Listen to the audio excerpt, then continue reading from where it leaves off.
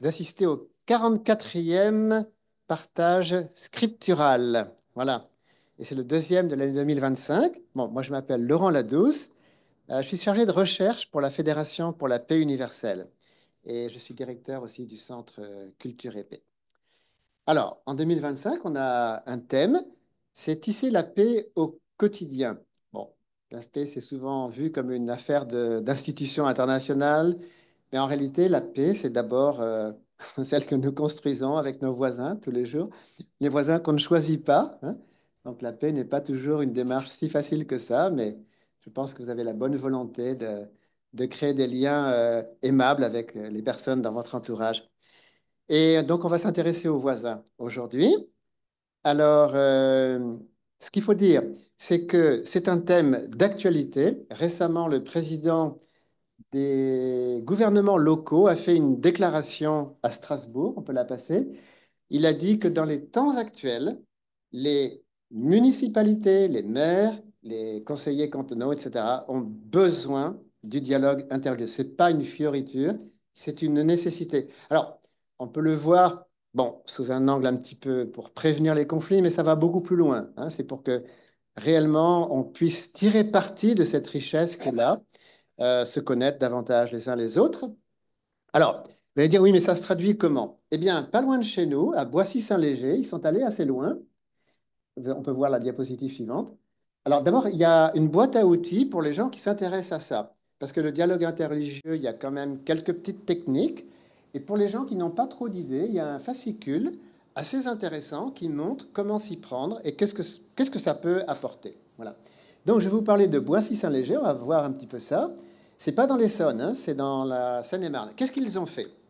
Eh bien, le maire a offert un terrain où toutes les traditions spirituelles qui le veulent ont leur édifice religieux. C'est comme si vous allez au supermarché, vous avez un boucher, un bijoutier, une boulanger, les uns à côté des autres. Eh bien là, vous avez, en fait, sur l'esplanade, vous avez toutes sortes de temples, de mosquées qui cohabitent. Ce n'est pas pour tout mélanger. Les gens vont à leur lieu de culte, mais aussi ils peuvent rencontrer des personnes qui sont parfois leurs voisins. On va me dire, ça c'est quand même fort. Oui, c'est unique. Il n'y a qu'une seule ville en Europe qui fait ça, et c'est en France, pays de laïcité. Donc vous voyez, tout est possible. Vous allez dire, mais dans l'Essonne, qu'est-ce qu'on fait? Eh bien, dans l'Essonne, vous avez l'exemple d'Évry. Notre préfecture, c'est une ville qui cumule. Enfin, c'est une ville très laïque, hein, on peut le dire, mais il y a quand même la dernière cathédrale construite en France, la cathédrale catholique.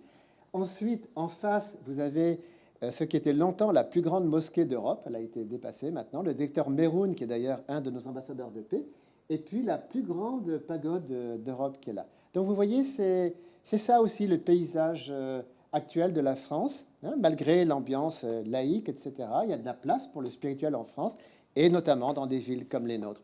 Alors, pour nous mettre dans le bain, on va écouter une vidéo québécoise sur les voisins.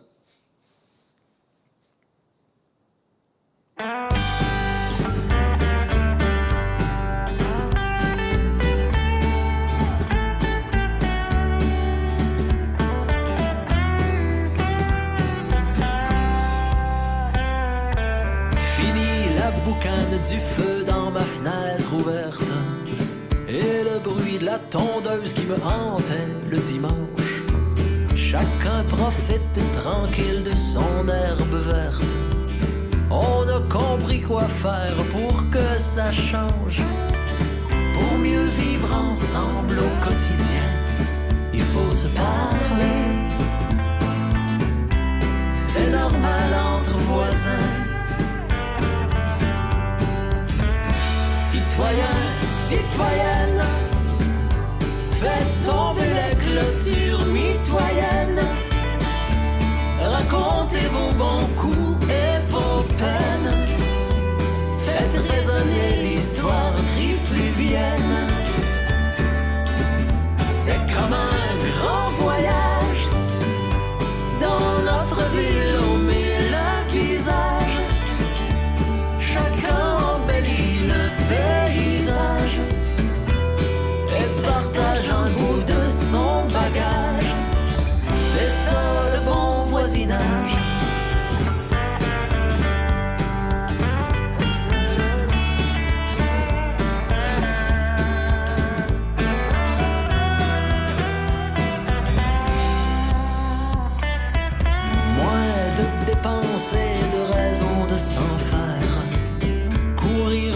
dépanneur ou à la quincaillerie.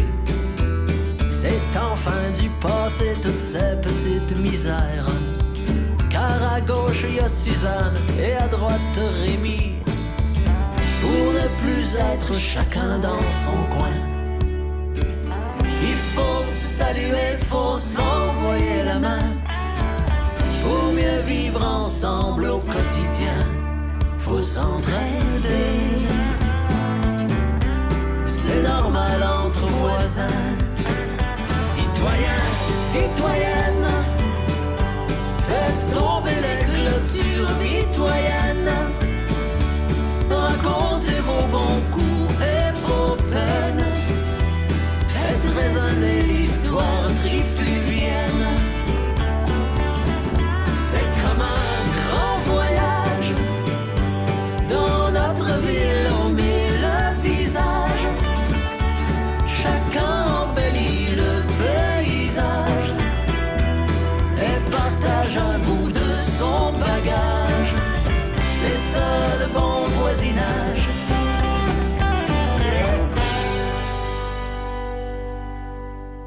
Bravo. Vous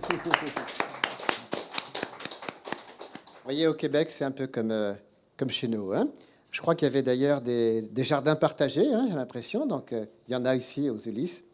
Alors, ce qui fait très plaisir, c'est que, et ça, c'est la première fois dans notre programme, vous êtes vraiment ici entre voisins. Vous êtes venus vraiment d'un quartier très proche. Vous ne vous connaissez pas forcément.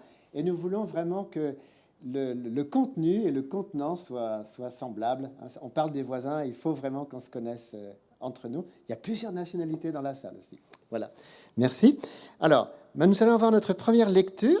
Donc, on porte un regard interreligieux sur cette question. On peut voir les voisins sous un plan purement sociologique ou ce que vous voulez. Mais en fait, que disent nos textes sur ces voisins qui n'ont pas les mêmes croyances?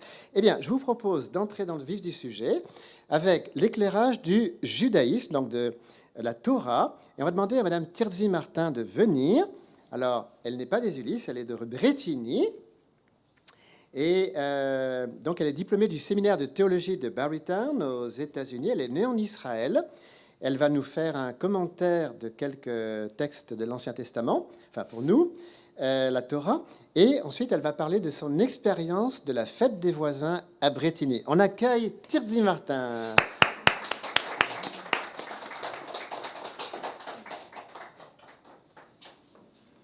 Merci Laurent pour cette introduction. Merci à tout le monde qui s'est déplacé pour venir aujourd'hui. C'est génial.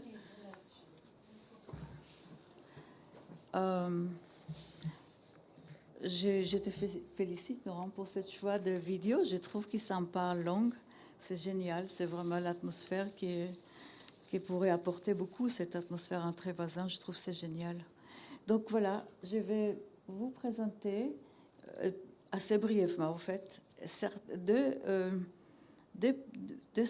passages de l'écriture juive sur le voisinage. Et comme Laurent dit, après, je vais partager avec vous un petit peu l'expérience que j'avais à Brétigny. Mon mari aussi, Daniel, qui est là, et qui on a organisé les fêtes des voisins pendant 10 ans, qui était vraiment une très grande réussite.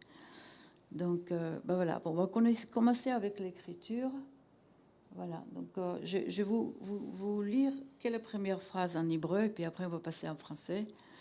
Donc ça vient de Proverbes 27, 10, qui est un livre de sagesse et qui nous propose différents modes de conduite et de morale.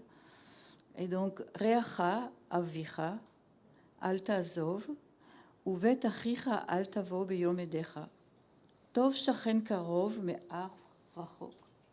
Donc, je vais appuyer sur la dernière partie. Mieux vaut un voisin proche qu'un frère éloigné. Donc, au fait, dans ce passage, l'Écriture nous mentionne 3 sortes de relations. D'abord, c'est l'amitié, c'est-à-dire qu'en français, on va lire ça, on va dire « Ne laisse pas tomber ton ami, ni l'ami de ton père. Ne va pas chez ton frère le jour où tu es ruiné. Mieux vaut un voisin proche qu'un frère éloigné. » Donc, l'Écriture nous explique dans ce passage-là les plusieurs sortes de relations. Et donc, au fait, ils nous disent que l'amitié, c'est une affaire personnelle et une affaire des choix. Ça veut dire on choisit nos amis. C'est une affinité, c'est une histoire d'affinité. Un frère, par contre, c'est une lien de sang. On ne choisit pas nos frères et sœurs, ils sont là. Mais par contre, les circonstances de notre vie, les parentés, le tout et tout, nous permettent de créer des liens à force d'être ensemble. Et maintenant, c'est le bon voisinage. Et là, c'est intéressant parce que les interprètes nous parlent du bon voisinage. Pourquoi est-ce qu'on dit qu'il mieux vaut un bon voisin proche qu'un frère éloigné? Première lecture, bien sûr, il vaut mieux avoir un voisin avec qui on s'entend très bien qu'un frère avec qui on était fâché il y a 3 ans ou 30 ans, ou même qu'il est très loin, dans un autre pays ou un autre continent. Mais au fait, les interprètes, ils viennent un peu plus loin et ils nous expliquent pourquoi est-ce que le bon voisinage peut être très bénéfique pour nous-mêmes ainsi que pour les autres. Pourquoi? Parce que l'amitié, c'est quelque chose qu'on choisit. La famille, c'est quelque chose dans lequel on est né. Mais par contre, le voisinage, c'est quelque chose qu'on est appelé à cultiver. C'est-à-dire, un jour, on se trouve à côté de quelqu'un, et ça peut être de n'importe quelle culture, de n'importe quelle sorte de famille, et on est appelé à cultiver les relations avec ces personnes. Et c'est ce qu'il nous dit, c'est que si on arrive à développer une telle relation avec nos voisins, qu'on arrive à aimer tous les sortes de voisins qui y a autour de nous, n'importe quelle origine, n'importe quelle religion, quelle race, quel statut social ou tout autre. Et si on arrive aussi à se faire aimer par ces gens-là, au fait, on ouvre dans notre cœur une sorte de capacité, on cultive dans notre cœur une capacité d'aimer tout le monde, au fait. Donc il dit, après, ça peut répandre comme des cercles dans un lac. Quand on jette une pierre, on peut faire des cercles. Donc il dit, une relation comme ça peut aller après dans le monde entier, au fait. Parce qu'on serait équipé à l'intérieur de la capacité d'aimer des personnes de toute origine. Je trouve ça vraiment intéressant, au fait. Donc, c'est pour ça qu'apprendre à aimer nos voisins, c'est très bénéfique pour eux, mais c'est aussi très, très bénéfique pour nous, et c'est aussi très bénéfique pour le monde entier. Voilà. Si on arrive à aimer les gens qui sont autour de nous et qui viennent de toutes sortes des endroits différents. Maintenant, je vais passer à la deuxième passage. Voilà, je ne vous lis pas en hébreu, c'est pas nécessaire, mais ça vient de la Mishnah. La Mishnah, c'est un livre d'interprétation de la Bible. Et ça vient d'un livre qui s'appelle Pirkei Avot. Et Pirkei Avot, c'est justement le livre qui parle d'éthique et des bonnes façons de conduire. Donc l'histoire est telle qu'il y avait un rabbin quelconque qui a posé à ses élèves, le système était qu'il y avait un groupe des élèves autour d'un enseignant. Il dit, dis-moi, qu'est-ce que vous pensez est la meilleure manière de vivre pour une personne? Quelle est la bonne conduite? Quelle est la bonne manière de vivre? Donc, le premier élève a répondu, c'est d'avoir un bon œil, ça veut dire un bon regard sur les autres. Le deuxième dit de devenir un bon compagnon. Le troisième a dit, c'est devenir un bon voisin. La quatrième a dit, c'est la prévoyance, ça veut dire pouvoir voir l'avenir. Et la cinquième a dit, c'est un bon cœur. Maintenant, juste pour expliquer un petit peu les choix de chacun de ces personnes, un bon regard, ça veut dire qu'on a un bon cœur envers les autres, qu'on n'est pas forcément jaloux s'ils ont plus réussite dans leur vie, s'ils ont quelque chose de plus que nous. On est OK avec le bonheur de tout le monde. Ça, c'est le bon œil. Un bon compagnon, évidemment, c'est comme un bon ami. Et un bon ami, l'Écriture nous dit, c'est intéressant aussi, un vrai bon ami, c'est quelqu'un qui se permet de nous corriger quand il voit qu'on n'est pas sur le bon chemin. Ça, c'est le bon ami. Pas quelqu'un qui dit oui, oui, oui à tout ce qu'on fait, mais quelqu'un qui est capable de nous corriger quand nous ne sommes pas sur le bon chemin. Un bon voisin, c'est chouette. Pourquoi? Parce qu'il est présent à tout moment. S'il est vraiment un bon voisin, c'est sympa qu'il sera là tout le temps. Alors qu'un bon ami n'est pas toujours là, ni notre frère. Et finalement, la cinquième a dit que c'est Ah non, c'est lui qui voit l'avenir. C'est la quatrième. Pourquoi est-ce que c'est bien de voir l'avenir? La personne dit, c'est parce que dans ce cas-là, on peut anticiper nos erreurs et l'éviter. Mais finalement, la cinquième, il dit, au fait, c'est les bons cœurs. Et le professeur, il dit, de toutes ces réponses, j'ai choisi celui des cinquièmes, des bons cœurs. Pourquoi? Parce que le cœur, c'est fait qu'il sait bouger toutes les autres forces en nous, et il est à l'origine de toutes les bonnes actions. Et en fait, le cœur englobe tout. Il englobe les bons cœurs, bons voisins, bons amis, etc., etc. Voilà. Donc, ça, c'est quelques passages de judaïsme sur les questions de voisinage. Et je vais juste souligner que les bons cœurs, pour moi, personnellement, je pense que le cœur, c'est un portail qui peut nous aider à créer des ponts sur beaucoup de différences. Parce que le cœur ne dépend pas d'éducation, ne dépend pas d'argent, ne dépend pas de nos origines. C'est quelque chose qu'on a tous. On a tous des cœurs. Et le cœur est un langage très direct. Et c'est pour ça que c'est vraiment important qu'on apprenne à se connaître l'un l'autre et développer des relations de cœur. Et c'est pour cela que je vais vous montrer maintenant quelques photos de notre repas de quartier avant que je commence. Et je peux vous dire que tout ça a commencé parce que notre fille a eu un rêve un jour qui est dans notre rue, qui est en fait un cercle comme ça. Il y avait plein de tables et tous les voisins étaient là et tout le monde était vraiment très content et heureux. Et donc, ah oui, pardon. Notre voisin était direct à la porte à côté de nous, était le président de l'association de notre résidence. Et donc, moi, je racontais ça à lui. Et il a dit, c'est une chouette idée, on va commencer ça l'année prochaine. Donc, lui et mon mari et moi, peut-être plutôt moi, on s'est commencé tout ça l'année d'après. Et au départ, j'avoue, il y avait un petit peu de glace à briser, certes, c'est vrai. Parce que les gens n'ont pas l'habitude. On était déjà à 10 ans. Au départ, tout le monde était très bonjour, bonjour et tout le reste. Mais ensuite, il y avait des groupes là et des groupes là. Ça commençait à faire des petits clics et tout ça. Donc, au départ, il y avait quand même un petit... Voilà, il fallait vraiment serrer la main à chaque personne, vous souhaiter la bienvenue et puis tirer un petit peu tout le monde dans l'ambiance. Mais voilà, on a commencé... Chaque personne a porté son repas. On a mis un barbecue. Tout le monde a sorti leur table, leur parasol et tout ça. On a commencé à s'asseoir. Et donc, si vous regardez bien la photo, ici, par exemple, toutes les tables, ils sont encore séparées. Chaque famille était assise autour de sa table, au départ.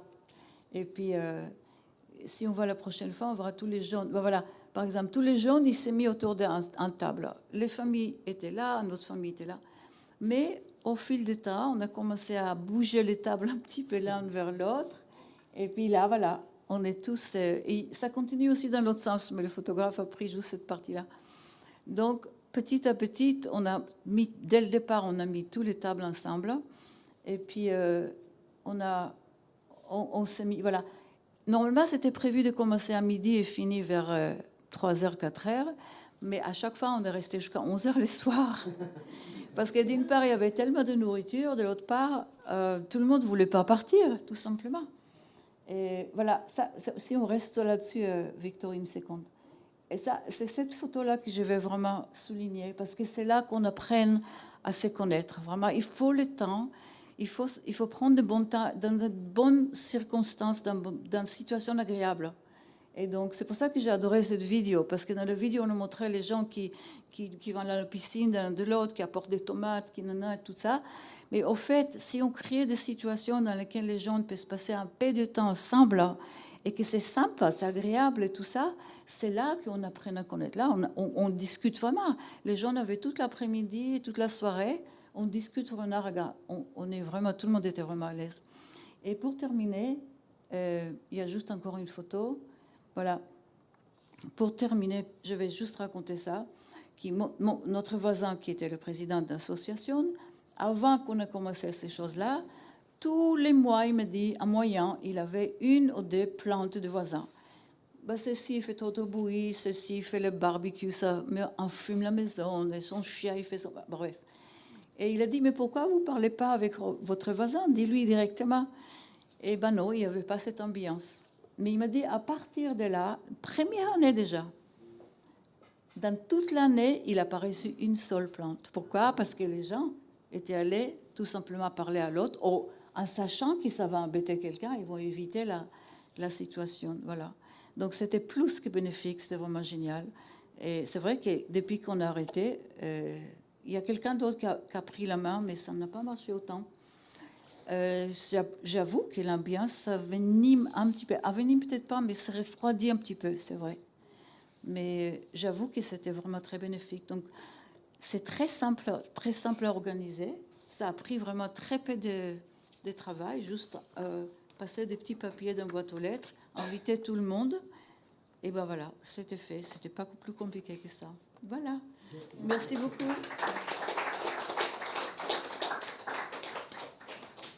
Alors, merci beaucoup pour cette première approche. Bon, j'ai appris plein de choses. Bah, d'abord, on voit que ce que dit la Bible, ça n'a pas l'air très compliqué. On parle de développer son cœur. Bon, ça, je pense qu'à la limite, il n'y a même pas besoin de croire en Dieu. C'est quelque chose qui est naturel. Bon, après, c'est sans doute plus complexe. Mais Tirzi nous a mis à l'aise en parlant de choses vraiment très simples. Puis de voir ce quotidien à Brétigny, ça nous montre que peut-être l'une des plus belles salles de culte, c'est la rue, quoi. C'est peut-être là qu'on rencontre Dieu.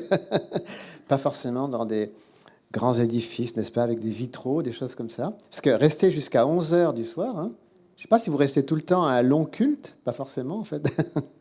Mais là, c'est un culte amical. Voilà.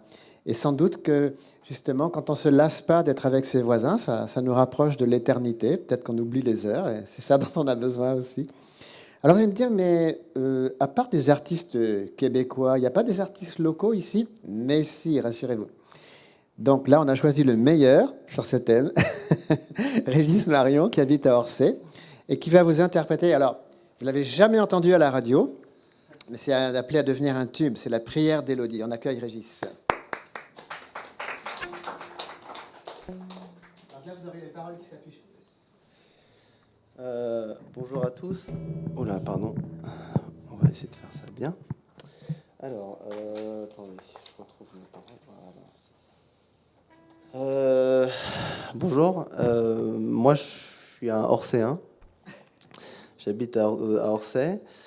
Et Laurent m'avait gentiment demandé que je partage cette chanson que j'ai écrite avec vous. Après l'avoir fait partager à Laurent et d'autres gens, il a dit que ça tombait bien avec le thème des voisins. Cette chanson, ça s'appelle La prière d'Élodie. C'est l'histoire d'une jeune fille qui se demande comment se rapprocher de Dieu. Et Dieu lui donne quelques conseils. Voilà. Alors...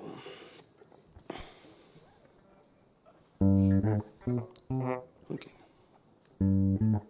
Très tard dans la nuit, à genoux près du lit, Élodie prie à Dieu sans répit. Seigneur, moi ici-bas, et toi dans l'au-delà, que dois-je faire pour me rapprocher de toi? Or cette détresse, ce message d'SOS arriva jusqu'aux parents célestes. Ce dernier tout ému, du ciel est descendu, et voilà ce qu'il a répondu. Élodie, ma chérie, écoute bien ce que je te dis. Si t'as un corps et un esprit, c'est pour qu'ils soient unis. Si tu suis ta conscience, tu découvriras ma présence. Elle te guidera vers moi par tes actes et ta foi, et confiance et commence par là. Elle se mit alors à prier plus encore, à méditer jusqu'à l'aurore. Qu'elle ait soif, qu'elle ait faim, ça ne rimait à rien. Après tout, l'homme ne vit pas que de pain. Mais cette vie d'ascèse l'a rendu mal à l'aise, une solitude qui lui pèse. Seigneur, dis-moi pourquoi j'éprouve ce vide en moi, même la prière ne le remplit pas. Élodie, ma chérie, écoute bien ce que je te dis. Tu es prête pour un mari, des enfants, une famille. Chez eux tu trouveras ce qu'il te manque chez toi. Va découvrir un amour qui grandira chaque jour, tu verras, ça vaut le détour. Une bague au doigt, des mômes à chaque bras, des bisous par-ci et par-là. Elle vit son petit cœur se remplir d'une saveur qui l'enivre d'un tel bonheur. Mais dans ce cocon de velours de coton, quelque chose ne tournait pas rond. Seigneur, dis-moi pourquoi de l'amour j'en reçois, il me manque un je ne sais quoi. Élodie, ma chérie, écoute bien ce que je te dis. Une vie bien réussie, elle se vit pour autrui. Prends soin de ton prochain, de ce monde qui est le mien.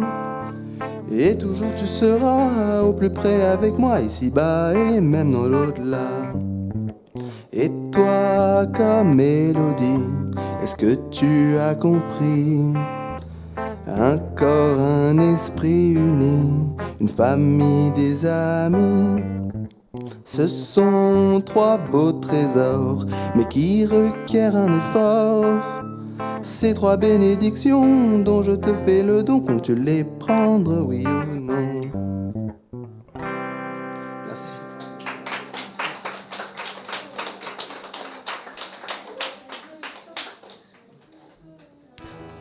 Voilà, c'était Régis Marion. Alors, il a tout un répertoire, hein. C'est pas la seule chanson qu'il chante. Voilà. Et alors, c'est quelqu'un qui est très international aussi. Son papa est avec nous, Jacques Marion, qui a roulé sa bosse. Finalement, 4 de tes enfants sont nés à Kinshasa, un autre est né en Russie. Et Jacques, donc, a créé une famille nombreuse, 5 enfants. Et en même temps, il a beaucoup de responsabilités. Hein, l'un n'empêche pas l'autre. Voilà. Qui a 5 enfants ici? Voilà. Donc, Michel aussi a plusieurs. D'accord. Bon. Alors, qu'est-ce que dit l'islam des voisins? En fait, ici aux Ulysses, nous avons une assez forte communauté musulmane. Il y a même une mosquée maintenant. Et finalement, on peut se demander comment vivent les musulmans. Bientôt, le ramadan va commencer. Et surtout, est-ce qu'ils ont eux aussi comment ils voient leurs voisins dans leur religion, dans l'écriture? Nous avons interrogé là-dessus une autorité qui n'est autre que le président du Conseil national des imams. Avant de le présenter, vous pouvez, si vous suivez en Zoom, poser vos questions sur le chat, j'ai oublié de le dire. Vous-même qui êtes en présentiel, notez bien vos questions. Alors, vous pourrez les poser tout à l'heure à Tirzi, qui a parlé. M. Amadouba, il ne pourra pas être avec nous parce qu'il est très pris. Je vais expliquer pourquoi. Et puis même si vous voulez poser des questions à Régis, puis après on parlera entre nous. Mais sur le chat, il y aura peut-être des questions. Donc, M. Amadouba, il est né en Mauritanie. Il est le président du Conseil national des imams de France. Donc, une personne très importante et qui est reçue au ministère de l'Intérieur dans 2 jours. C'est l'une des autorités vraiment reconnues. Vous savez que c'est pas facile, les relations entre la République et la religion en général en France, et encore plus avec l'islam. Et notre ami que nous avons interviewé, quelqu'un qui a une bonne approche de ça, qui rassure les gens. Vous allez voir son discours. Et donc, vous allez découvrir la riche pensée de l'islam sur le thème des voisins. Donc, c'était une interview qu'on a réalisée il y a quelques jours avec Cheikh Amadouba. Dans le cadre de Dialogue et Alliance, et sur le thème cultiver des liens de cœur avec nos voisins, ça m'honorait d'accueillir M. Amadouba, le président du Conseil national des imams. Merci. Bonjour, M. Laurent. Donc, on va parler de l'apport de l'islam sur ce thème des voisins. Et il se trouve que dans le Saint-Coran et dans les hadiths, les termes voisin et voisinage reviennent souvent et ils ont une grande importance en fait. Donc je voudrais que vous parliez du terme qui est employé en arabe, ce que ça veut dire et finalement pourquoi le voisinage est si important dans l'islam. L'importance de cette thématique, on l'appelle en arabe al-jar. Le mot al-jar revient souvent dans les textes coraniques en même temps aussi dans les hadiths. Hein. Donc, le mot al-jar signifie le voisin. Donc, voisin, c'est quelqu'un dont le domicile est proche de chez vous. Et si on va sur la signification terminologique du quartier, parce que jar, voisin, c'est effectivement, c'est dans le quartier, hein, c'est-à-dire proximité, dans la résidence, la limite du quartier. Il y en a qui ont expliqué où se trouve ou où va le quartier. Il a été rapporté sous l'autorité de Sayyidina Ali, Ali ibn Abi Talib, donc le cousin et genre du prophète, hein, le mari de Fatima. Il dit le quartier, c'est celui qui entend l'appel d'un voisin. Ça veut dire le jar, le voisin, c'est celui qui entend l'appel. Ça veut dire si vous appelez, si quelqu'un entend, c'est votre voisin. Ça, c'est la proximité. Voilà. Et ça a été aussi rapporté par Sayyidatuna Aïcha, qui est l'épouse du prophète, paix et salut sur lui. Elle explique, elle dit, le voisin, c'est celui qui fait la prière du matin avec vous. Et sous l'autorité aussi d'Aïcha, elle dit, la limite du quartier et la limite des quartiers est de 40 maisons. Mon voisin, mes voisins qui se trouvent à 40 maisons à ma gauche, c'est mes voisins, et à 40 maisons de ma droite, c'est mes voisins, et avant et derrière. Merci pour ces précisions. Alors, selon un site musulman que nous avons consulté, être musulman, c'est une triple façon d'être. C'est d'abord et avant tout une façon d'être envers le Créateur. C'est ensuite une façon d'être envers les créatures, vivantes ou inertes. Et c'est enfin une façon d'être envers soi-même. Alors, est-ce que cette formule vous convient? Et en fait, quelle doit être l'attitude dans ce cas-là par rapport aux voisins dans l'islam? Alors, on dit déjà dans l'islam, il y a quelque chose qui est très agréable à entendre.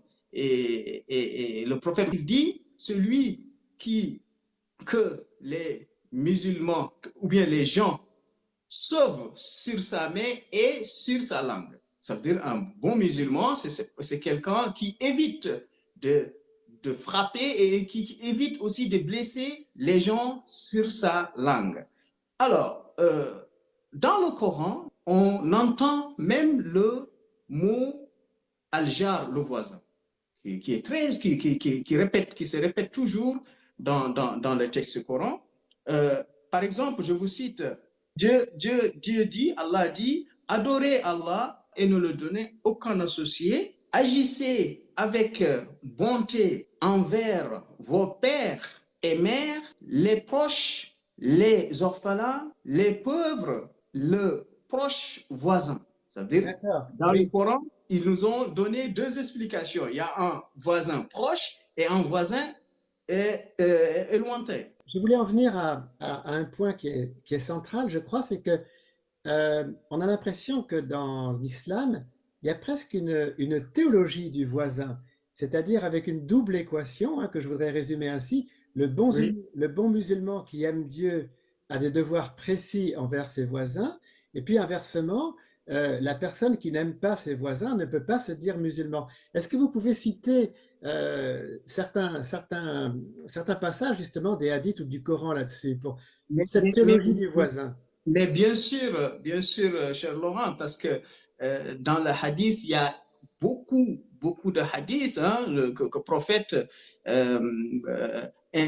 nous parle de voisinage. Là, il y a un hadith, le prophète, paix et salut sur lui, nous dit, le prophète nous dit, Gabriel, hein, l'ange Gabriel, alayhi salam, n'a cessé de me recommander le voisin, au point que j'ai cru qu'il allait l'intégrer dans le droit de l'héritage. Imaginez-vous, à chaque fois, Gabriel vient ramener un message au prophète, paix et salut sur lui, et avant de partir, Gabriel insistait sur le prophète, ton voisin, ton voisin, ton voisin. Et là, c'est important de dire que Gabriel n'a pas dit votre voisin musulman. Non, Oui. il a dit votre voisin en général. C'est ça le Un voisin qui ne vous partage pas la même religion. Oui. D'ailleurs, je vais vous donner une petite anecdote, hein, parce que le prophète avait un voisin qui ne partage pas la même religion, et ce monsieur-là mettait sur la route du prophète de la déchetterie, hein, de la poubelle, et une fois, le prophète est passé sur sa route et il voit pas les poubelles. Alors, il demande aux gens, mais il est où le voisin? Il est où? Mais il est malade, il est malade. Et le prophète est parti le visiter. Donc, et le voisin l'a dit, mais comment vous avez su que je suis malade?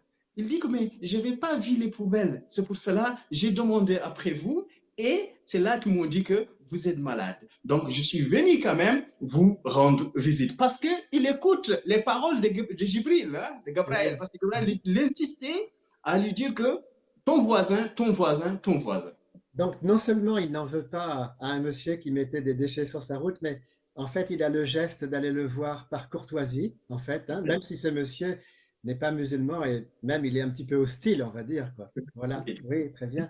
Alors, selon vous, au fond, alors, c'est vrai, bon, le musulman essaye d'avoir des bons rapports avec son voisin. Alors, justement, quel type de vertus sont encouragées par rapport aux voisins? Qu'est-ce que l'on peut faire pour ses voisins dans l'islam?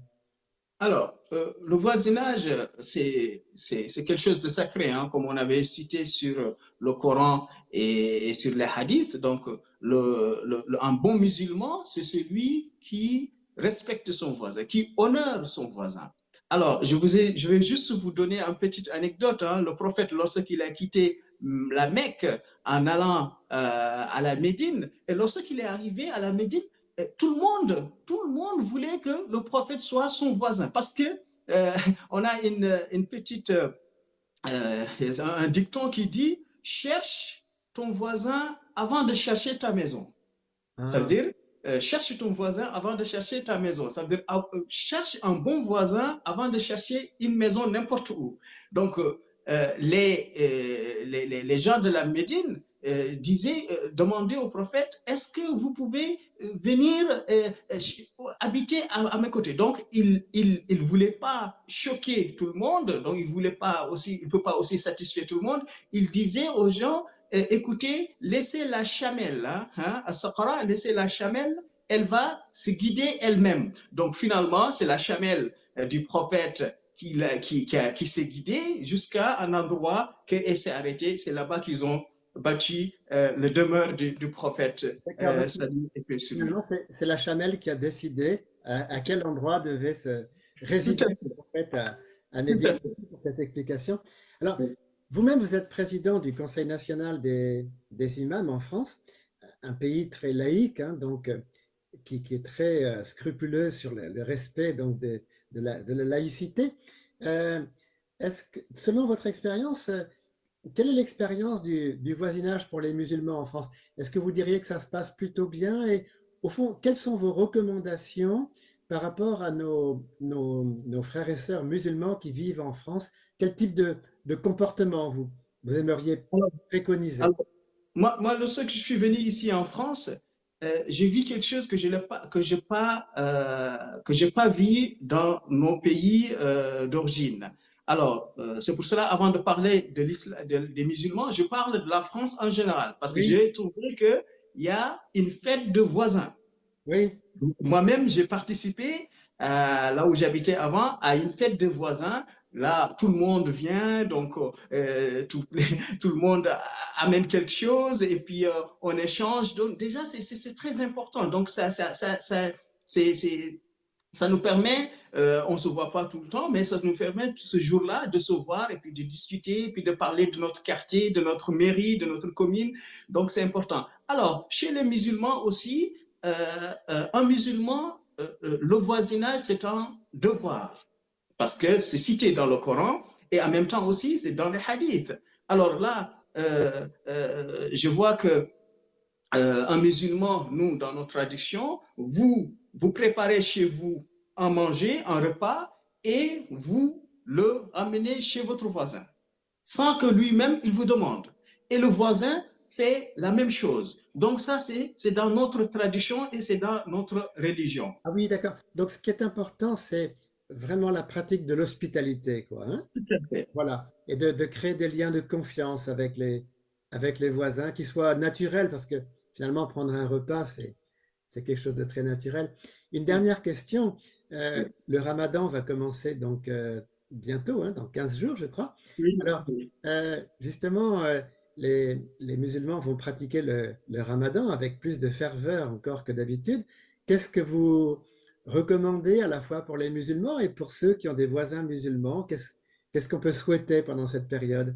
Alors, je vais juste citer un peu la parole du prophète, hein, ce qu'Aïcha disait. Il disait que le prophète, alayhi salam, il est gentil, naturellement, mais il est généreux, mais pendant le mois de Ramadan, il est plus généreux que jamais. Donc, moi, j'invite tous les musulmans français, d'éviter leurs voisins de partager avec eux un iftar, un petit shorba ou Oui, bien une rupture de Ramadan, déjà de les expliquer vraiment c'est quoi, comment on vit durant ce mois-là et partager avec le voisin qui alors est français, on qui est va, oui, étranger et le plus proche, le voisin le plus proche, vous l'ouvrez, vous l'invitez chez vous, vous faites avec lui une rupture de Ramadan et puis vous l'expliquez comment les musulmans sont généreux plus que jamais durant le mois de Ramadan. eh bien, on va terminer sur cette note. Merci beaucoup de nous avoir accordé cet entretien. C'est moi qui vous remercie. Dans le cadre, ça va, le son était assez clair? D'accord, bon, ok, ok. Donc, petite question de vocabulaire. L'iftar, donc pendant le Ramadan, c'est le moment de la rupture du jeûne, hein, le soir venu. Et donc, moi, j'ai vu cette pratique. Alors, je suis allé parfois dans des mosquées avec des repas communautaires. J'ai senti beaucoup de respect, en fait, pour tous les gens qui venaient. Et c'est vrai, je connais des amis musulmans qui ouvrent les portes de leur maison le soir venu, quoi. Voilà. Peut-être nos amis musulmans pourront en parler tout à l'heure. Nous arrivons. Alors, merci beaucoup pour cet éclairage. Moi, ce qui m'a frappé, hein, c'est que vraiment, dans l'islam, comme je disais, il y a presque une théologie du voisin, puisque en fait, il est affirmé dans certains passages que être musulman, c'est vraiment respecter son voisin, quel qu'il soit musulman ou pas, c'est respecter son semblable.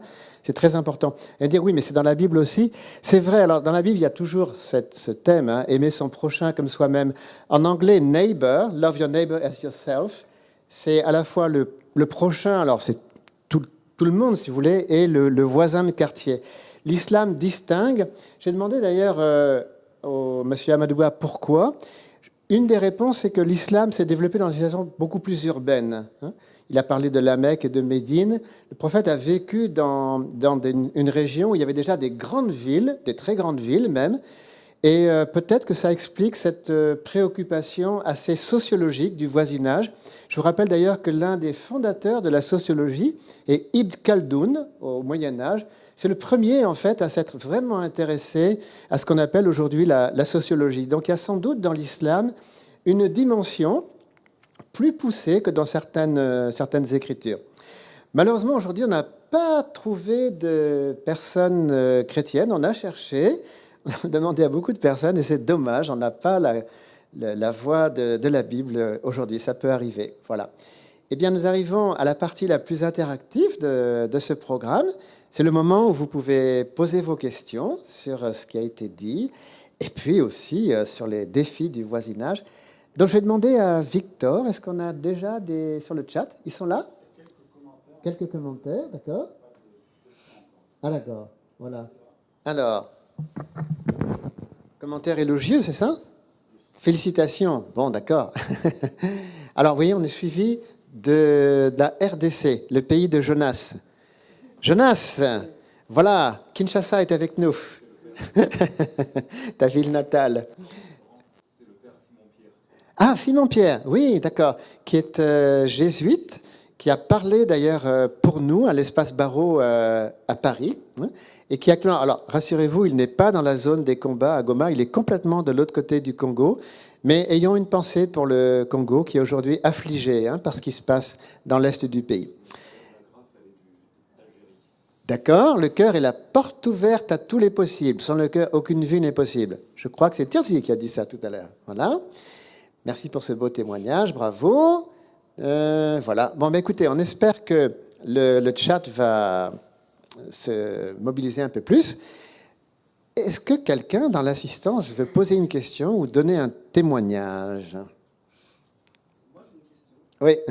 Attends, alors il y a le micro peut-être. Voilà. Parce qu'on est en Zoom, donc voilà. Ou je passe ici voilà. Donc, Régis Marion, notre chanteur, question à poser. Pardon. Oui, j'ai une question un peu. C'est général, je ne sais pas qui pourrait répondre ici à cette question-là.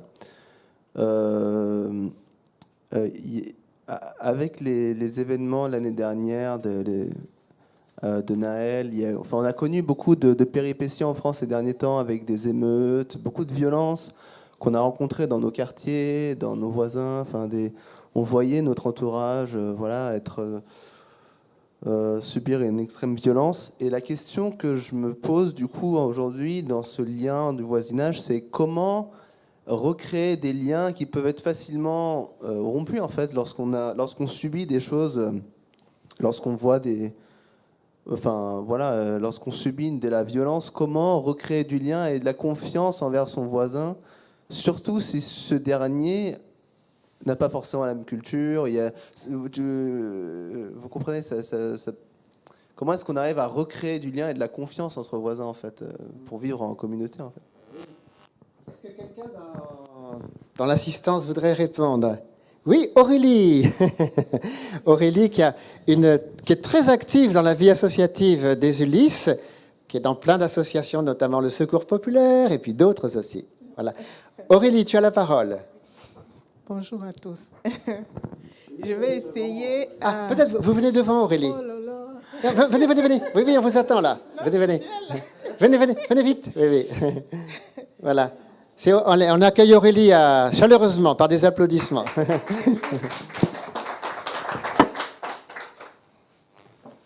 Bonjour à tous.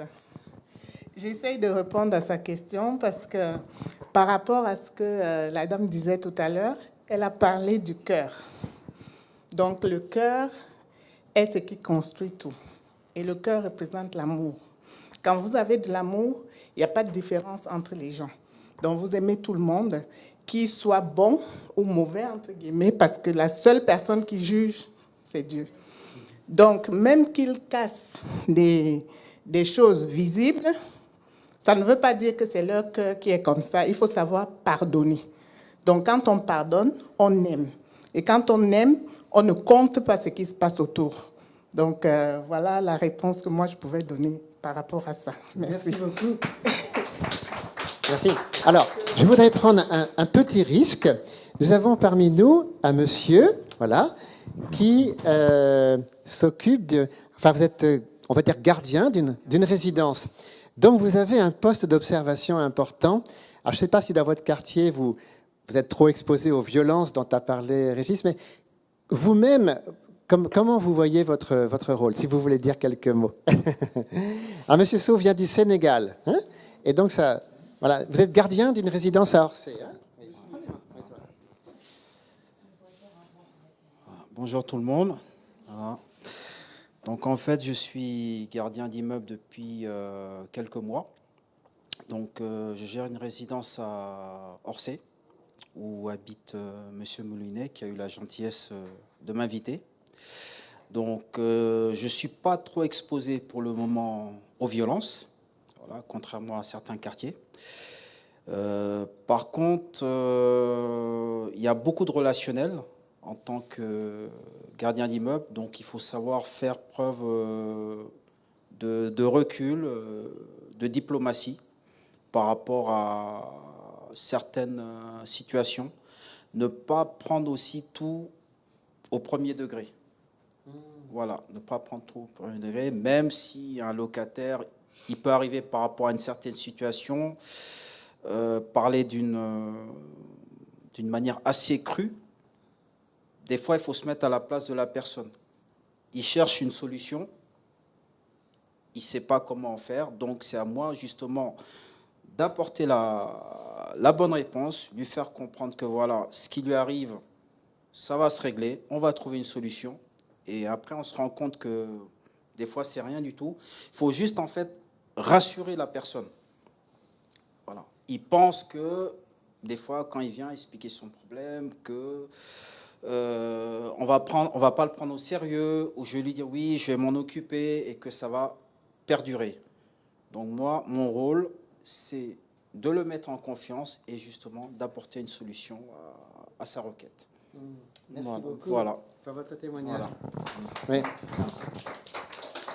Écoutez, c'est quand même émouvant parce que monsieur est venu du Sénégal et il s'occupe de nos problèmes de voisinage chez nous. Hein, c'est quand même touchant, en fait, ces métiers qu'on ne voit pas tellement, en fait. On n'a pas assez de respect pour les gens comme vous.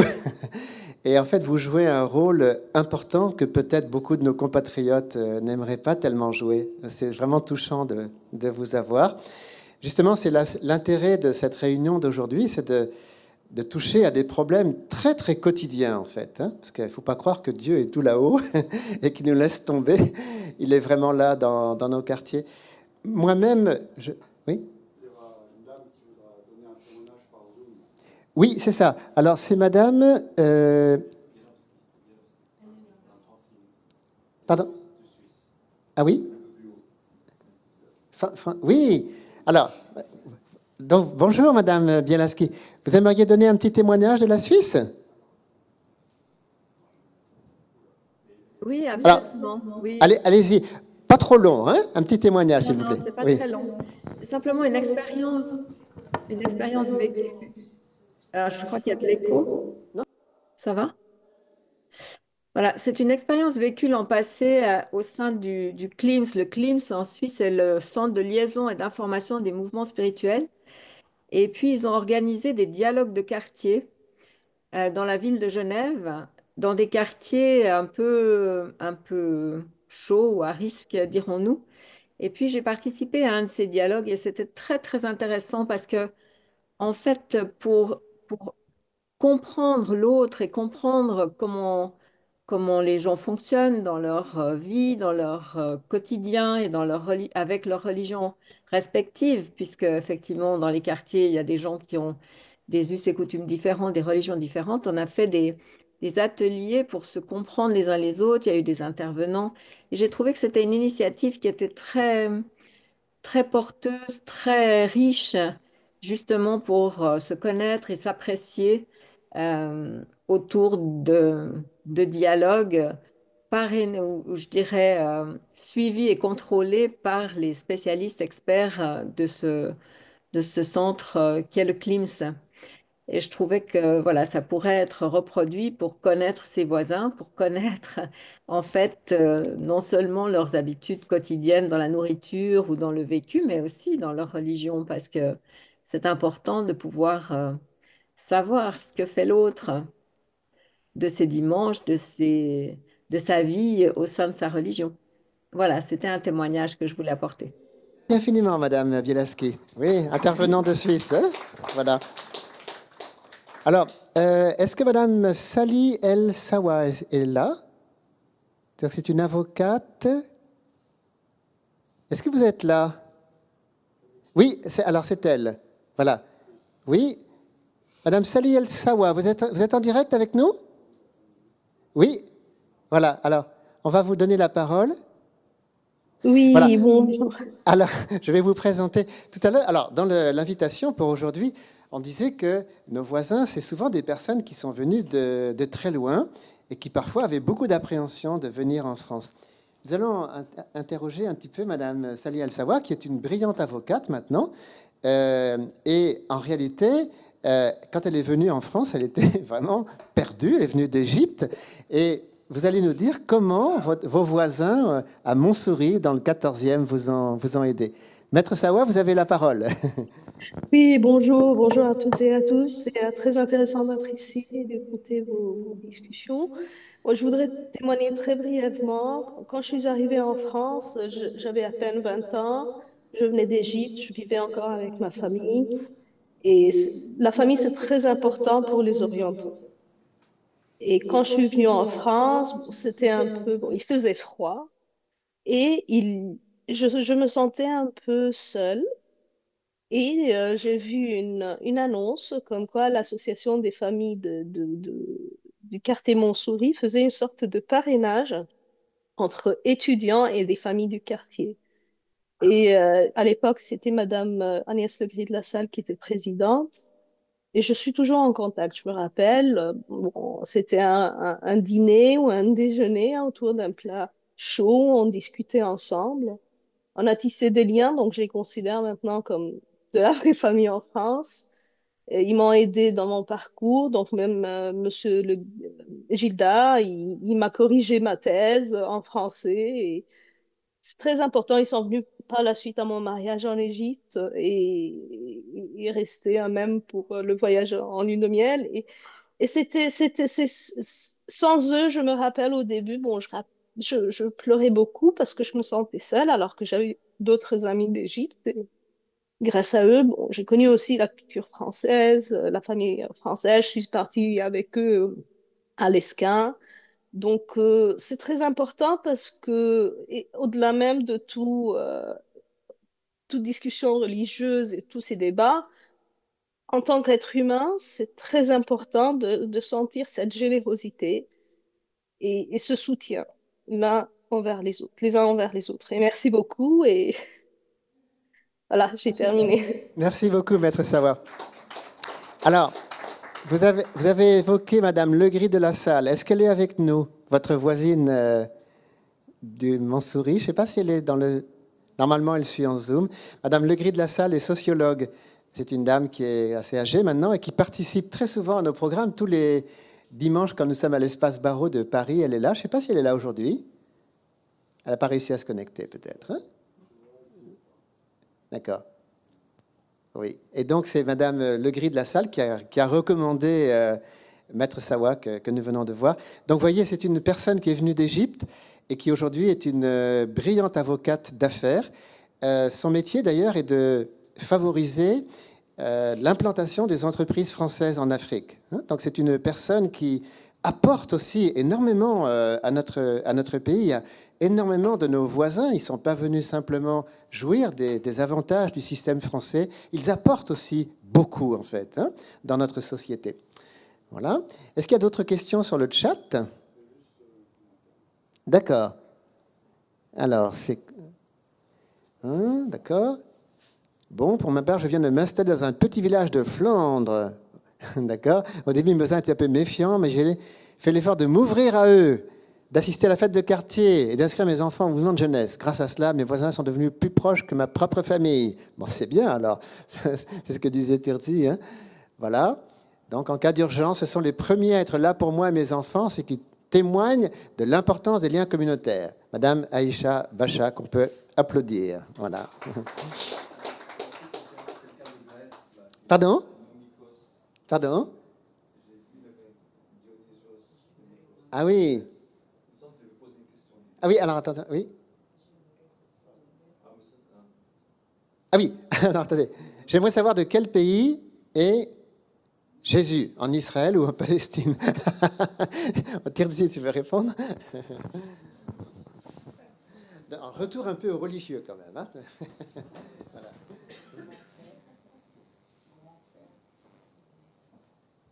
Oui. C'est tout simplement, c'est une histoire un peu chronologique. Comme Jésus est né, il est né sur le territoire. Le territoire s'appelait Judée, la Judée. 70 ans après la crucifixion de Jésus, Israël était en gros massacré. Les habitants de la Judée étaient massacrés, exilés. Et le Romain qui était à l'époque a eu les dominations sur ce territoire. On appelait, une fois que le peuple israélien n'était plus là, la Rome a décidé d'appeler ce territoire Palestine pour humilier justement les Juifs, pour leur dire vous n'avez plus votre terre. Et c'était après le nom de justement la bande de Gaza, qui était habitée par les Philistines, qui est venue un peu plus nord sur la côte méditerranée. Donc, en fait, c'est un nom qui est donné à ce territoire à partir de 70 ans après Jésus pour humilier les peuples juifs qui ont perdu leur terre. Voilà. Merci. Donc, vous savez que Jésus est né à Bethléem. Alors, moi, j'y suis allé, en fait, lors d'un de ces pèlerinages qu'on voyait tout à l'heure. Et effectivement, aujourd'hui, c'est en Cisjordanie, c'est tout près de Jérusalem. Voilà. Alors, est-ce qu'il y a d'autres... Est-ce que quelqu'un veut intervenir en présentiel? Monsieur, peut-être? Voilà, monsieur, oui. Vous pouvez vous présenter? Venez devant, si vous voulez.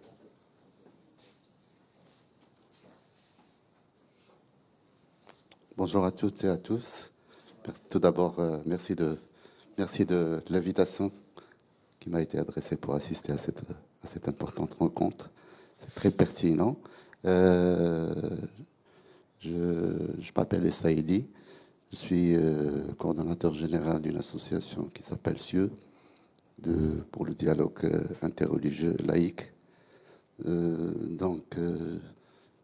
Tout en saluant cette initiative, je considère que le thème, je vous félicite pour le choix de la thématique, à la veille du mois de Ramadan, oui. Dans un moment très particulier, dans un contexte très particulier, et nous considérons que le thème du voisinage est un thème qui est au centre du rapprochement, au centre du dialogue, au centre de création d'un espace d'entente et de compréhension à côté de l'école, et à côté de... C'est un chemin, le dialogue est une entreprise de longue haleine qui ne peut apporter des fruits dans l'immédiat, mais c'est un travail de longue haleine qui demande des efforts de toutes les composantes sociétales, religieuses, sociales, économiques et autres pour converger directement vers cet objectif noble qui est la vie en commun. En France, il y a, comme par ailleurs, les valeurs représentent un dénominateur commun auquel s'ajoutent d'autres cadres qui offrent la dimension nécessaire pour se développer et se consolider aux côtés des valeurs républicaines. Dans le prolongement, nous allons en France les valeurs républicaines, mais les valeurs ont toujours été un point central, un fondement central de l'entente mondiale et du travail commun entre diverses religions, croyances et cultures. Bien sûr, on ne peut pas dissocier le dialogue interreligieux du dialogue interculturel, mais la thématique d'aujourd'hui, pour rester dans le sujet, la thématique d'aujourd'hui, le voisinage est un pilier central. Comment approcher son voisin, comment le comprendre, le respecter et aller de l'avant vers le travail commun pour le bien commun de la société. Je vous remercie. Oui, merci beaucoup. Merci. Alors, James, est-ce que je peux t'interviewer en direct? Tu veux bien? Voilà. Donc, on n'a pas eu de point de vue chrétien aujourd'hui, mais James appartient à l'Église réformée de France, fondée par Jean Calvin, et tu nous as raconté un très beau témoignage sur ta relation avec Daniel. Il n'est pas venu aujourd'hui, mais est-ce que tu veux nous dire comment Daniel est devenu ton protégé? Tu veux venir un peu devant, là? On accueille James. Voilà. Oui, d'accord. Voilà, on accueille James. Voilà. Donc James est protestant, hein, calviniste, voilà. Oui, voilà. Parce que Attends. je suis originaire de Charente-Maritime. Voilà, originaire de Charente-Maritime. Et donc tu es aux Ulysses depuis longtemps. Et tu vas nous parler un tout petit peu de ton voisin Daniel qui vient de Pondichéry. Il y a un peu de gens de Pondichéry aux Ulysses. Qu'est-ce que représente Daniel pour toi? En fait, Daniel est le copain d'école, en fait, jusqu'en maternelle, de mon fils. Mais je pense aussi que les parents, j'ai eu beaucoup de relations avec ses parents, qui effectivement venaient de Pondichéry. Et comme je suis curieux de nature, je leur ai demandé effectivement un peu ce qui se passait en Inde. Voilà un peu mon parcours. D'accord. Voilà. Et donc, moi, je vois souvent James et Daniel quand je vais chez Michel Laloum. Oui. Et vous n'avez pas idée de ce que représente James pour Daniel. Il m'a dit que c'est vraiment un père pour lui. Oui. C'est très, très fort. Alors, Daniel, c'est quelqu'un qui n'a aucune religion, il n'est pas du tout pratiquant. Et en fait, il a trouvé en James quelqu'un qui a un voisin vraiment de cœur. Et c'est une relation qui est... James, Daniel a presque 60 ans maintenant. 57 ans, je crois. Oui, dans les 57. Voilà. Et donc, vous voyez, depuis la maternelle, il l'a suivi. Je trouve ça magnifique, en fait. Hein, un voisinage comme ça qui dure des années. Merci, James. Ah, alors, maintenant, nous avons Nacro. Alors, tu veux parler ou chanter? D'accord. Alors, Nacro est ivoirienne. C'est une figure du paysage associatif ici, aux Ulysses. Bonne chanteuse aussi, hein? Voilà. Alors, tu voulais dire un petit mot? Oui. Je voulais parler un peu du voisinage. Il faut dire que c'est... Je suis quitté en Afrique dans le mois de septembre. Vers le 20 septembre, j'ai commencé à traverser une épreuve vraiment difficile en matière de santé compte tenu de l'état de ma maison. Et arrivé un moment, je n'arrivais plus à respirer à l'intérieur de la maison. Et je me suis souvenu d'une dame que j'ai rencontrée, il n'y a même pas trop longtemps, je ne l'ai pas rencontrée pendant longtemps, mais qui a été fort dans ma vie. Et qui m'a dit un jour, si tu vois que tu n'en peux plus et que tu as besoin de te reposer, appelle-moi. Et j'ai écouté, j'ai laissé comme ça. Et j'étais toujours dans la souffrance. Et à 5 heures du matin, pendant que ça n'allait pas, le visage de cette dame me vient, ses paroles. C'est Michel Laloum que je demande qu'on applaudisse. Et je l'appelle le matin, je lui dis, bonjour Michel. Elle dit bonjour. Elle dit, mais pourquoi tu es étouffé? Je dis, ça ne va pas. Ça ne va pas, est-ce que je peux venir passer du temps chez toi? Elle dit, mais dépêche-toi, viens. Et j'ai dit à mon mari, accompagne-moi. Et je n'arrivais pas à marcher, donc mon mari me tient. Et on arrive chez Michel, dès qu'elle me voit, elle regarde mon mari, elle dit, laisse-la, va à la maison, il faut qu'elle passe 2 jours chez moi. Après, tu reviens la récupérer. Mon mari regarde, elle dit, non, c'est pas à discuter, elle va rester ici, elle va se reposer, elle va dormir. Elle m'a laissé son lit, elle a fait la cuisine. Je ne pouvais pas manger, mais elle faisait tout, elle ne faisait que préparer. Et ça, il n'y a pas plus grande richesse que ça. Il n'y a pas plus grande richesse que ça. On doit vivre que pour s'apporter des choses vivantes. Ça s'appelle le programme Voisin. Voilà. Voilà. Elle était ma cliente. Et elle est venue acheter les alocos chez moi. De la cliente, je me suis retrouvée chez elle parce qu'on lui avait dit, Nacro fait les activités. On s'est parlé au téléphone sans que je la connaisse. On n'a pas mis du temps. Et ça a accroché. C'est le voisinage. Et j'encourage cela. Et je dis merci. Et voilà. Alors, Nacro, pendant que tu as le micro, oui. Est-ce que tu peux nous rappeler quelques couplets de la Maladie d'amour? Ah oui. On va chanter avec toi. D'accord. Elle court, la maladie d'amour dans le cœur des enfants de 7 à 77 ans. Elle chante,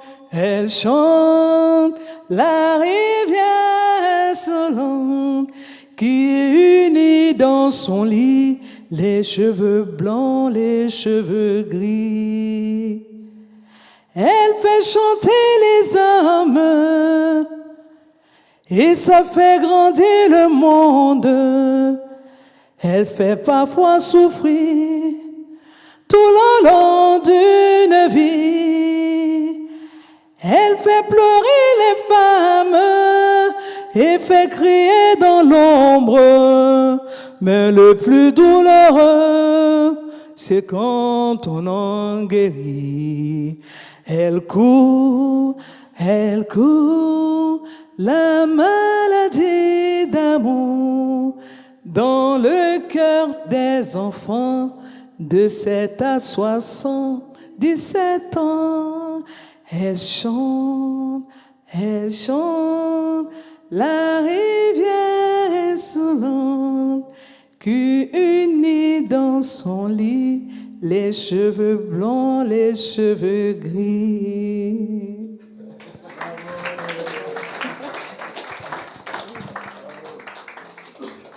Bon, elle n'a pas tout chanté. Hein. Vous vous rappelez que dans la chanson, il y a aussi il y avait un professeur d'anglais aussi. Hein. Vous vous rappelez dans la...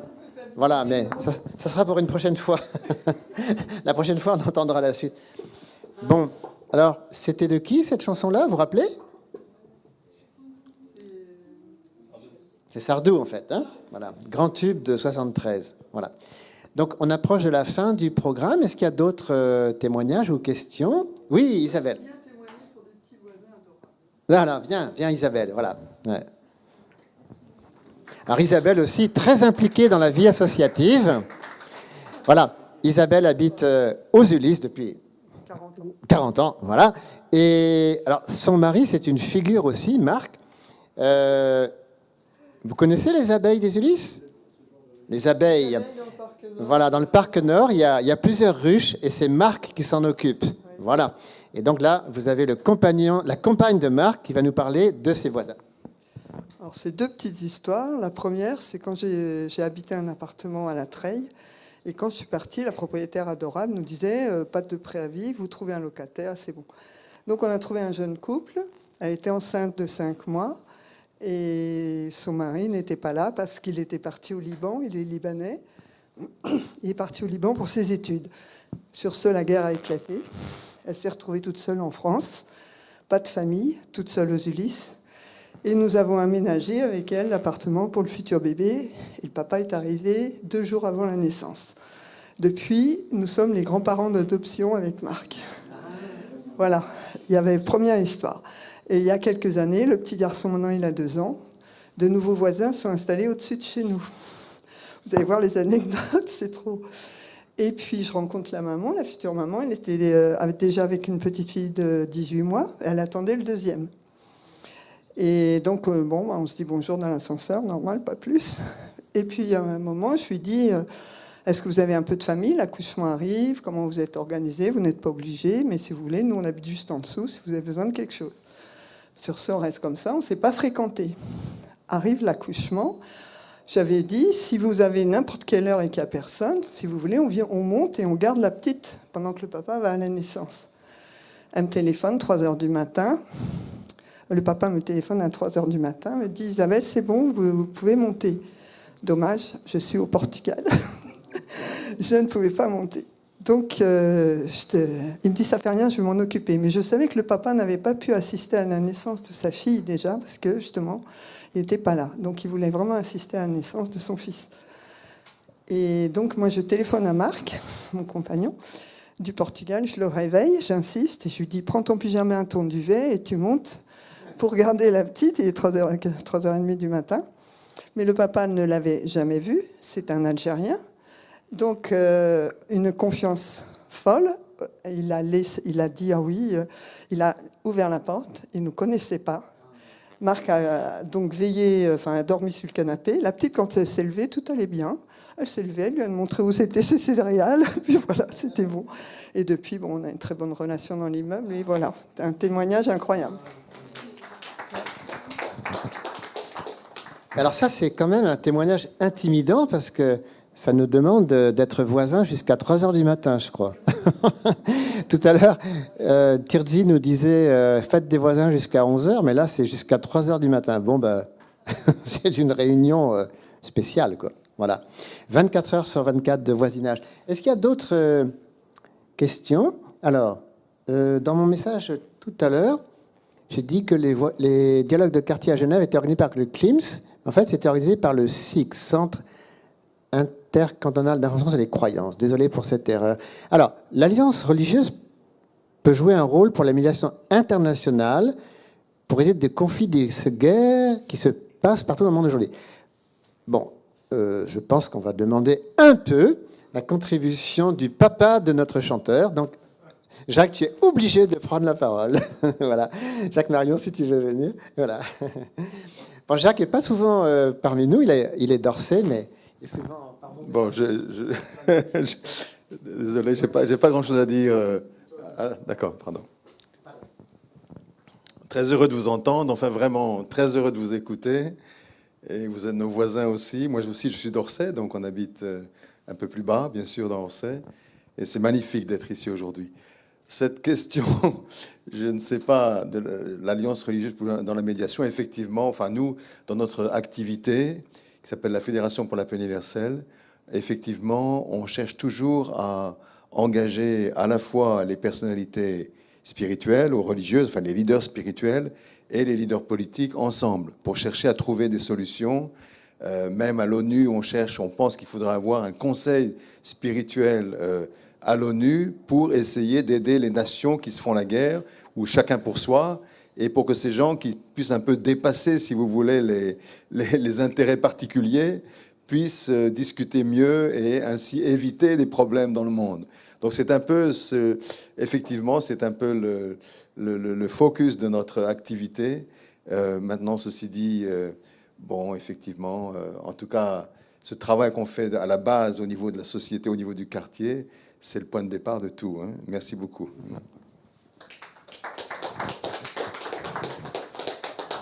Alors, je voulais vous rappeler que vous avez vu d'ailleurs des images dans le cadre de nos activités, alors à un niveau beaucoup plus international.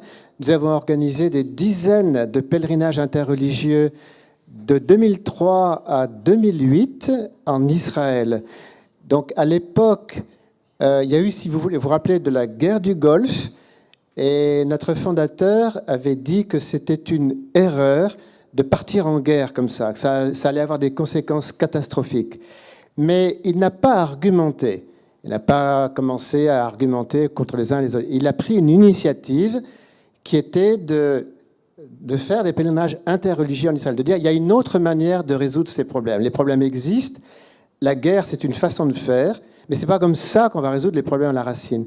Donc il a demandé à des délégations chrétiennes, musulmanes, juives, de se retrouver. Il y a même eu une cérémonie très très forte à Jérusalem de couronnement des trois fondateurs de monothéisme, c'est-à-dire une couronne pour Moïse, une couronne pour Jésus et une couronne pour le prophète. Voilà. Ça, c'est du jamais vu en Terre Sainte. Ça veut dire qu'on essaye de dépasser les clivages.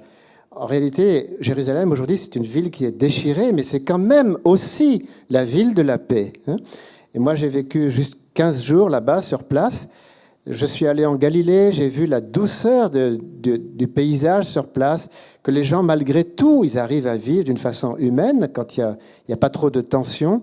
J'ai vu tellement de bonne volonté aussi de part et d'autre. Et c'est très important. Alors, pendant ces pèlerinages, il y avait des gens qui étaient au départ très hostiles, et qui le disaient d'ailleurs, des personnes qui avaient des motifs de haïr l'autre communauté. J'ai vu par exemple un imam qui avait la haine des Juifs. Il l'a dit plusieurs fois, quoi. Et lui, il a été convaincu par un pèlerinage à la Mecque.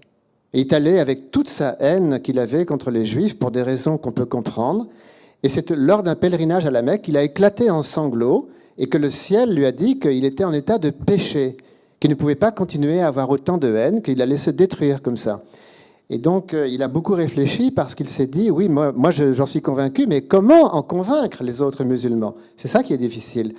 Alors, quand il est c'est un imam qui prêche en Californie. Quand il est revenu, il a dû user de beaucoup de diplomatie. Parce qu'une expérience spirituelle à la Mecque, c'est une chose. Mais de répondre ensuite aux interrogations, c'est autre chose. Ensuite, quand il est arrivé à ce pèlerinage à Jérusalem, il s'est aperçu que tous les rabbins auxquels il parlait n'étaient pas forcément ouverts. Certains le prenaient pour un imposteur. Je dis, mais qu'est-ce que c'est que ce gars qui nous raconte ses expériences?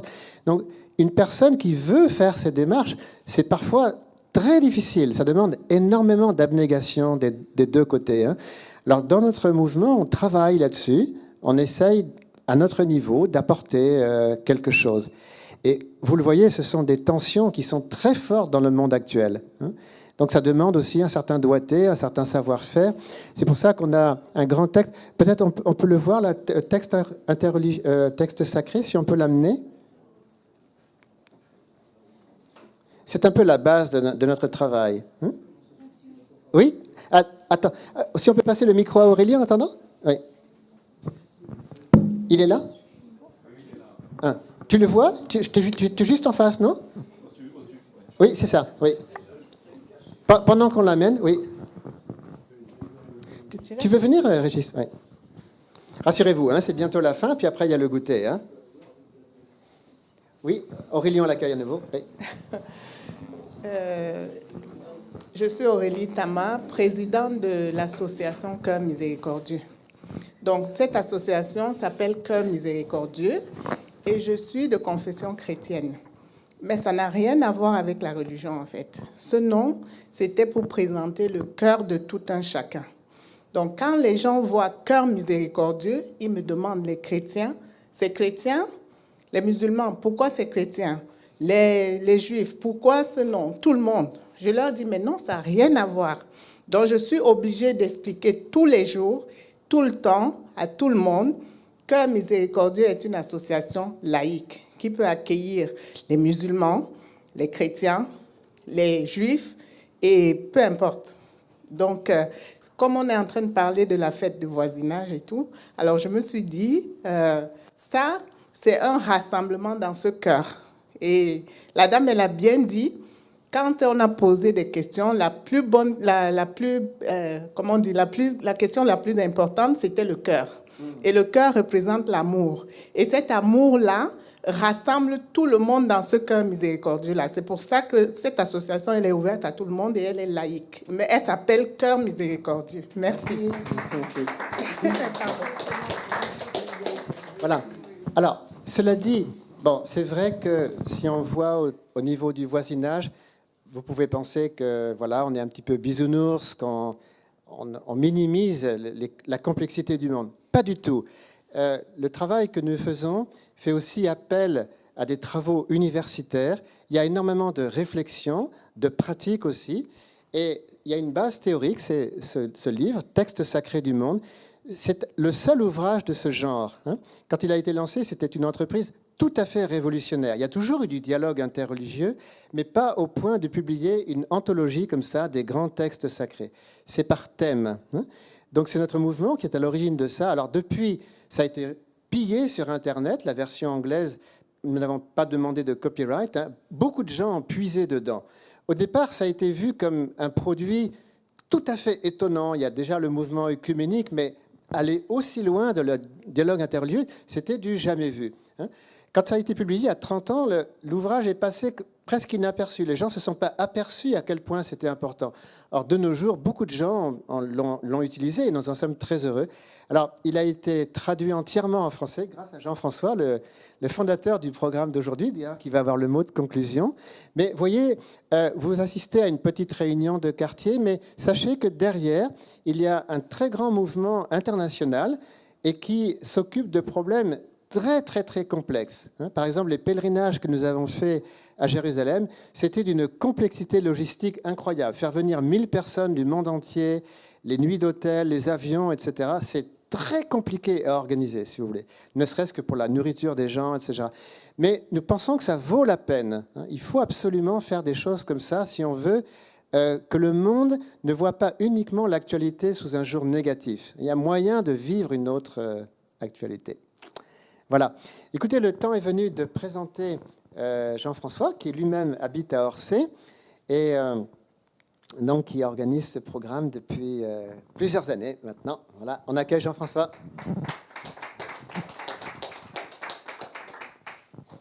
Je vais être très court parce que vous avez été patient. Vous avez été patient toute l'après-midi. Donc, je veux d'abord remercier tous ceux qui ont fait que ce programme cet après-midi puisse avoir lieu. Chacun d'entre vous, et puis tous ceux aussi qui sont par Zoom. Ce matin, j'avais regardé, il y avait des inscriptions de 16 pays. Donc, alors aussi, on a un problème. Aujourd'hui, on avait un gros problème. C'est que la salle qu'on utilise à Paris en général n'était pas libre. Alors, on a dit, on va pas se laisser démoraliser. Et on a dit, on va faire un essai justement local à Orsay. Et je pense que je suis vraiment très content. Surtout très content d'avoir tous les témoignages très émouvants, quoi, en fait. Donc, je remerciais les orateurs et remercier tous ceux qui ont travaillé pratiquement pour cette réunion. Tu peux... Alors, et puis remercier donc aussi tous nos associés, associations partenaires. Donc, une association partenaire, c'est la Fédération pour la paix universelle, qui organise des programmes. Tu peux... Oui, c'est là, ouais. Tu peux avancer. Donc, un des prochains programmes de la Fédération pour la paix universelle, c'est une conférence donc à Paris sur le thème de quelle place pour l'Afrique dans la reconfiguration des relations internationales. Donc, ça sera le 27 mars. C'est avec un monsieur qui s'appelle Monsieur Dupuis, qui est le président fondateur de l'Institut Prospective et Sécurité, et une personne. Oui, souvent, oui. Et puis une personne du Sénégal, Monsieur Abdou Fleur, qui est juriste, médiateur sénégalais aussi. Donc, ça sera si vous êtes libre, et on pourra le suivre aussi par Internet, hein, je pense. Hein. Une autre conférence, une autre activité. Donc, c'est un autre association affiliée, enfin qui travaille avec nous. C'est OURI. OURI, c'est les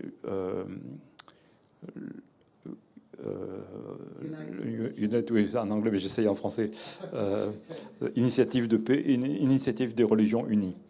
Voilà. Donc ils ont fait, je vous l'avais dit la dernière fois, ils ont fait un gros livre de 126 pages, le guide de le dialogue interreligieux.